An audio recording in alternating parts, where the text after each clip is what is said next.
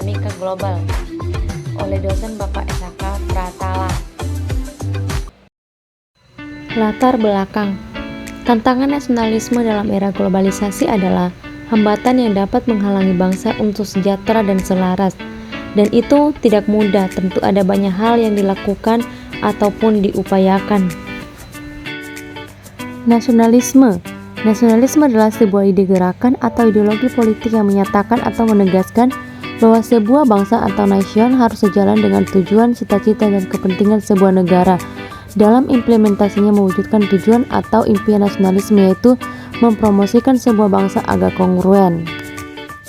Lalu pertanyaan yang sering muncul, apakah yang harus kita lakukan agar berjalannya nasionalisme di era globalisasi ini? Ada beberapa hal yang perlu kita lakukan, yaitu dengan cara meningkatkan jiwa nasionalisme bangsa Indonesia, meningkatkan kualitas pendidikan di Indonesia, pengenalan kembali identitas nasional yang bersumber pada budaya lokal, serta membangun integrasi bangsa, menumbuhkan nuansa kebangsaan Indonesia.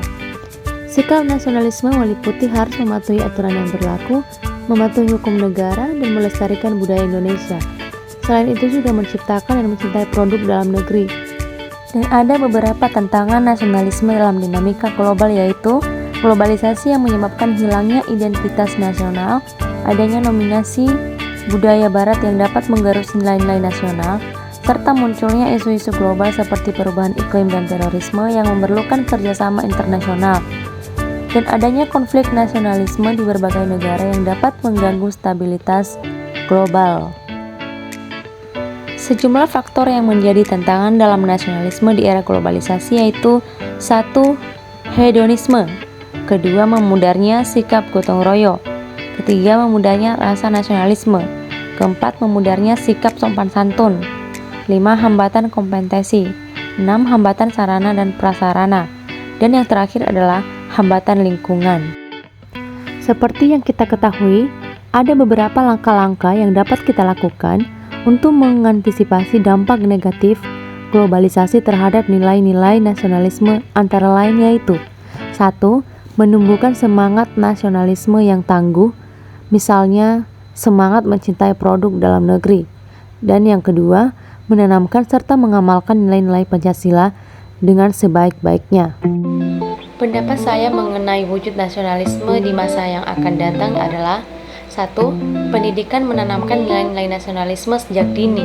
Dan yang kedua, mengembangkan ekonomi nasional agar tidak bergantung pada negara lain. Dan ketiga, mempromosikan budaya dan sejarah nasional di kancah internasional. Dan yang keempat, membangun hubungan diplomatik yang baik dengan negara lain berdasarkan prinsip saling menghargai satu sama lain. Kesimpulan dari keseluruhan presentasi ini yaitu globalisasi adalah kata yang diserap dari frasa atau disebut dengan global, yang berarti meliputi seluruh dunia atau secara keseluruhan. Dan menurut Kamus Besar Bahasa Indonesia KBBI, globalisasi adalah proses masuknya ke ruang lingkup dunia. Era globalisasi telah memberikan dampak yang variatif, dan beberapa dampak positifnya adalah teknologi yang berkembang pesat, mobilitas meningkat, dan peluang membuka lapangan kerja yang lebih banyak. Namun kita tidak bisa menghindari dengan dampak negatifnya. Beberapa dampak negatif yang menjadi sorotan yaitu meningkatnya sikap individualisme atau sifat konsumtif, dan tidak kalah penting memudarnya sikap nasionalisme. Demikian presentasi dari saya, jangan lupa ditonton, di like, dan di subscribe. Saya ucapkan terima kasih.